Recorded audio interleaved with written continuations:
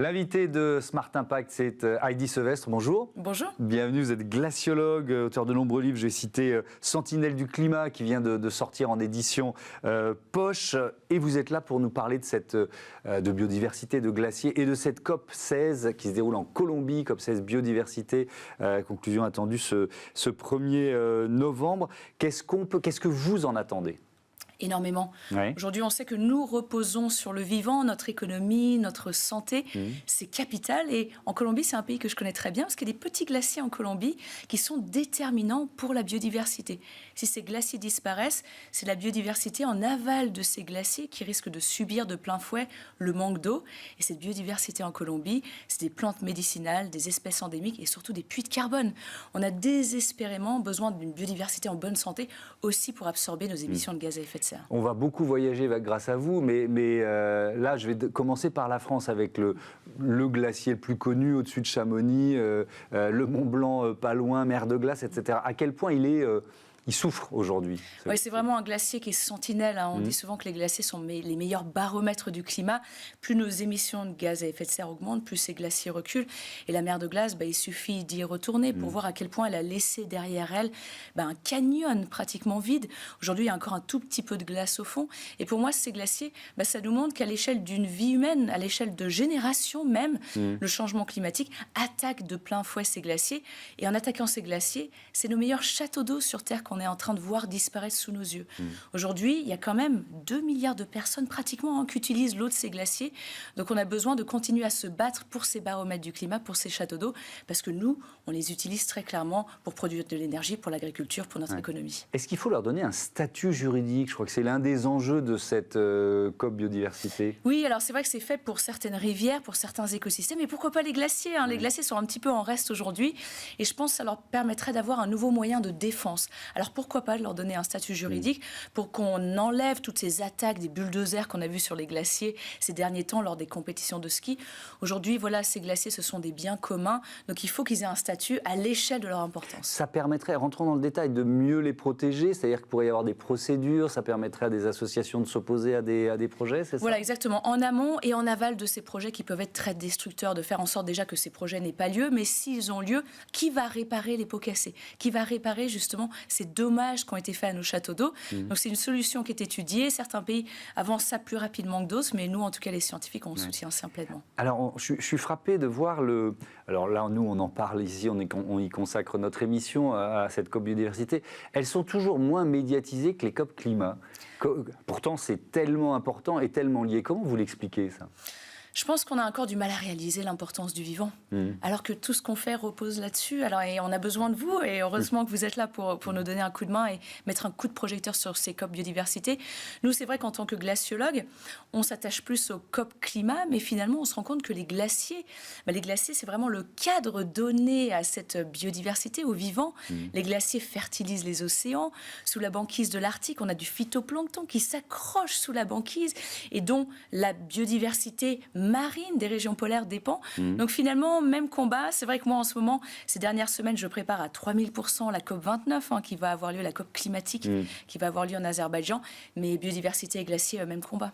Ça se rejoint. Vous participez au programme de surveillance et d'évaluation de l'Arctique. En quoi consistent vos missions ? Oui, alors nos missions, nous sommes en fait une organisation qui est à la frontière entre le monde académique, on travaille avec 800 experts scientifiques, et les gouvernements de l'Arctique.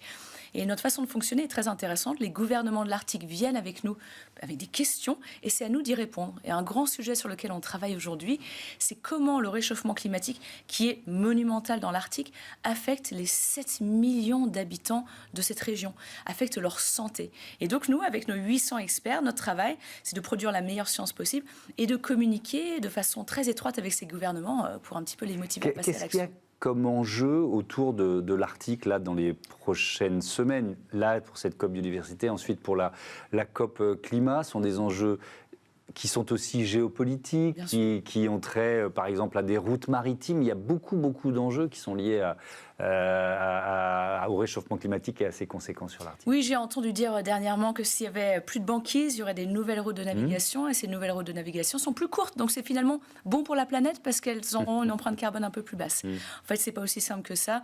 Aujourd'hui, l'Arctique, c'est la région qui se réchauffe le plus vite sur Terre, 3 à 4 fois plus vite que le reste de la planète. Et le fait que l'on perde la glace de l'Arctique, la banquise, la glace du Groenland, ça affecte non seulement les 7 millions d'habitants de l'Arctique, mais ça affecte toutes les populations du monde entier jusqu'ici en France. Plus la banquise de l'Arctique se retire, plus chez nous en France, on a des événements météorologiques extrêmes. Comment c'est lié? Alors, sans rentrer dans les détails, exactement, c'est lié en fait au vent, hein, les jet streams polaires. Les vents, ils aiment bien les écarts de température sur Terre. Ils aiment bien qu'il fasse froid dans l'Arctique, puisque l'Arctique se réchauffe beaucoup plus vite qu'ailleurs. Ces vents ralentissent, font un petit peu des méandres, et en créant cette perturbation météorologique, parfois on va avoir des très grandes vagues de chaleur en France, on les a déjà bien subies, mais on peut avoir l'inverse aussi, des vagues de froid qui vont forcer les précipitations, qui vont aussi terriblement affecter notre agriculture.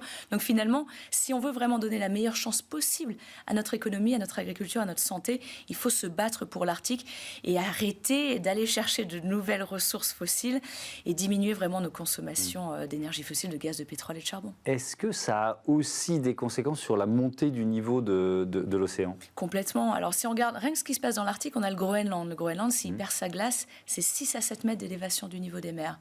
Mais si on regarde ce qui se passe au niveau du pôle sud, l'Antarctique, l'Antarctique contient suffisamment de glace pour augmenter le niveau des océans jusqu'à 58 mètres. Et c'est pas une faute de frappe, hein. C'est vraiment 58 mètres. Donc quand on se rend compte de l'importance de ces calottes polaires, on réalise que les Hauts-de-France, la côte aquitaine, l'aéroport de Nice, etc., qu'en France, on est dans la ligne de mire de l'élévation du niveau des mers.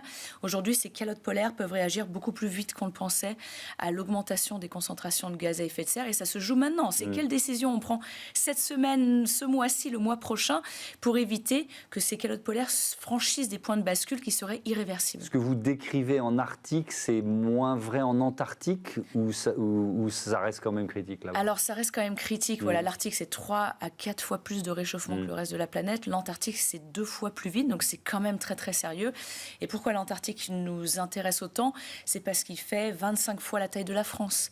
Cette calotte polaire est gigantesque, donc si on la perd même une petite fraction, les conséquences elles vont être monumentales, et on parle vraiment de dizaines, voire de centaines de millions de personnes qui risquent d'être déplacées à cause de l'élévation du niveau des mers. Sujet très très sérieux, l'Antarctique. C'est où le dernier glacier que vous êtes allé visiter, en quelque sorte? Non, c'est vrai que j'ai à cœur de continuer à faire des expéditions, de récolter des données sur le terrain. Il y a quelques semaines, j'ai eu la chance de parcourir les glaciers d'Ouganda. Il y a des glaciers en Ouganda, ouais, exactement, entre l'Ouganda et la République démocratique du Congo. Ouais. Et c'est des glaciers qui font partie des sources du Nil. Et surtout, c'est des glaciers qui ont une importance capitale pour ces populations, une importance culturelle. Pour le peuple Pakonzo, c'est là d'où viennent leurs dieux et sa femme. Ils sont dans les glaciers, et donc on ose imaginer pour eux ce que ça représente, la disparition de ces glaciers tropicaux. Quand les glaciers disparaissent, ils perdent une partie de leur âme, une partie de leur identité. Et c'est à nous, les scientifiques, vraiment d'accompagner ces programmes de mesure et de faire en sorte que ce soit ces populations qui continuent à faire ce travail de mesure pour qu'ils aient plus besoin de nous à l'avenir. Oui, il y a une dimension culturelle que vous êtes en train de nous décrire. Et là aussi, je reviens au tout début de notre conversation sur la biodiversité. Si, restons sur cet exemple de l'Ouganda, si ces glaciers faiblissent, se rétrécissent en quelque sorte, qu'est-ce qui se passe? Voilà, c'est une vraie question pour l'Ouganda. On parle vraiment de forêt tropicale. C'est là où on a pratiquement le plus de biodiversité à l'hectare au monde. Donc évidemment, si on perd ces ressources en eau pendant les périodes sèches, si on perd ces glaciers, comment est-ce que la biodiversité va pouvoir réagir? Et le souci aujourd'hui, c'est vraiment la vitesse des changements.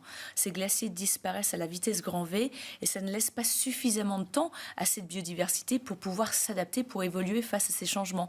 Et ensuite, il n'y a pas que la biodiversité, il y a toutes ces populations humaines qui dépendent de cette biodiversité. Donc on se rend compte que derrière chaque glacier, derrière chaque iceberg, finalement, ce sont des vies humaines, et aujourd'hui, c'est pour ça qu'on se bat. Vous dites que ça se joue maintenant, alors peut-être que ça se jouait aussi beaucoup depuis quelques décennies et qu'on a pris trop de retard, mais bon, si on réussit à prendre les bonnes décisions, qu'est-ce qui se passe? On bloque le phénomène, on le freine freine? Vous voyez ce que je veux dire? Alors, il faut déjà le freiner, évidemment. Il faut qu'on arrête de donner autant d'avantages aux énergies fossiles aujourd'hui. Littéralement, on sponsorise notre propre disparition. Il faut qu'on arrête d'ouvrir des nouveaux puits de pétrole, de gaz, qu'on arrête d'ouvrir des mines de charbon. Donc déjà qu'on ralentisse le mouvement. Mais c'est vrai qu'aujourd'hui, on réalise qu'on s'approche des points de bascule du climat. Si on franchit pendant plusieurs années, voire décennies, 1,5 degré d'augmentation de température, on risque de créer des conséquences irréversibles pour nos enfants, pour leurs enfants. Et ensuite, quoi que l'on fasse dans l'avenir, on ne pourra plus revenir en arrière. Donc nous, pourquoi on se bat aujourd'hui? C'est pour faire en sorte que l'on comprenne qu'il faut qu'on encourage toutes ces nouvelles énergies et qu'on arrête de faire des cadeaux aux énergies fossiles, c'est plus possible. Le message est passé. Merci beaucoup Heidi Sevestre. J'appelle le titre de ce livre Sentinelle du climat qui vient de sortir, qui est sorti en édition poche. On passe à notre débat tout de suite. On continue de parler biodiversité avec le rôle des entreprises.